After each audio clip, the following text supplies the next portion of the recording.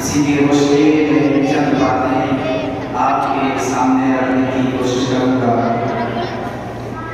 اس آیت کریمہ میں اللہ رب العالمین کا ارشاد ہوا الذین ينفقون اموالهم فی سبیل اللہ، یہ جو لوگ اللہ رب العالمین کی راہ میں خرچ کرتے ہیں ان کی مان کی مثال اس دانے جیسی ہے کمثل حبۃ انبتت سبع سنابل، جس میں 7 بالیاں اگے اور ہر ایک بالی میں 100 دانے ہیں۔ واللہ یضاعف لمن یشاء، اور اللہ رب العالمین وسعت والا ہے۔ اللہ رب العالمین اسی طرح ایک مقام میں اللہ رب العالمین نے فرمایا، اس آیت کریمہ سے معلوم ہوا کہ اگر ہم اور آپ اللہ رب العالمین کے راستے میں،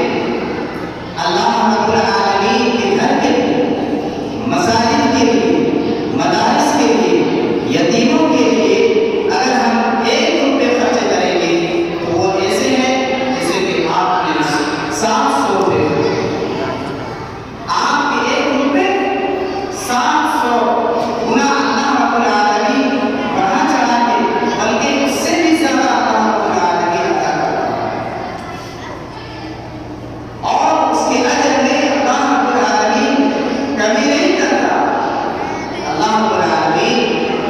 ایک دوسرے مقام پر دن اور رات جو حضرات خرچ کرتے ہیں، یتیموں اور مسکینوں کی پرورش کرتے ہیں،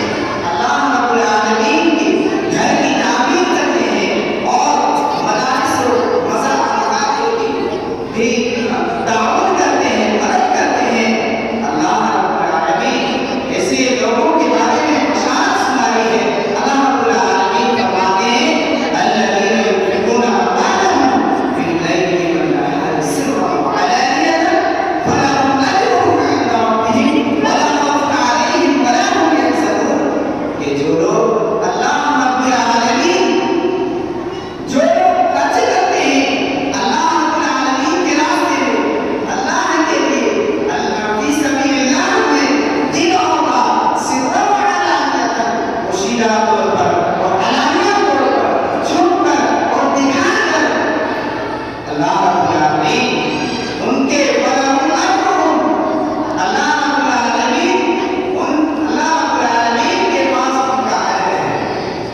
ان کا اجر اللہ رب العالمین کے پاس ہے۔ ولا خوف علیہم ولا هم یحزنون، اور ایسے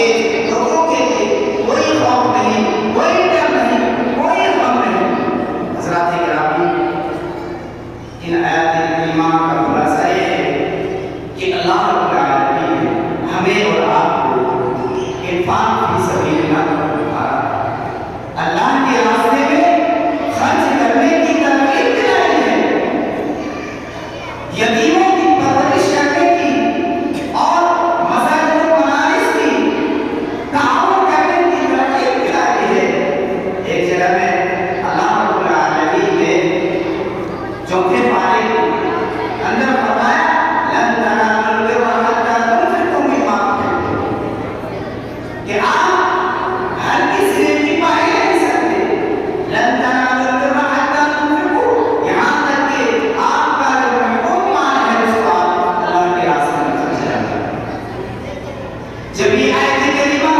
نازل ہوئی، حضرت انس رضی اللہ تعالیٰ عنہ بیان کرتے ہیں کہ حضرت ابو طلحہ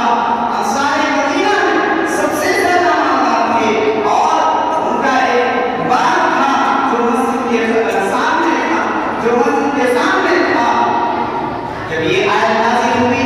اللہ کے رسول صلی اللہ علیہ وسلم کے پاس حضرت ابو طلحہ انصاری رضی اللہ تعالیٰ عنہ آتے ہیں اور سوال کرتے ہیں کہ پیارے نبی جناب محمد رسول اللہ صلی اللہ علیہ وسلم، اللہ رب العالمین نے قرآن پاک کے اندر ایک آیت نازل کی ہے، کہا لن تنالوا البر حتى تنفقوا مما تحبون، کہ آپ ہر کسی نیکی نہیں پا سکتے، یہاں تک کہ آپ اپنا محبوب سا محبوب، آپ اپنا پسندیدہ اللہ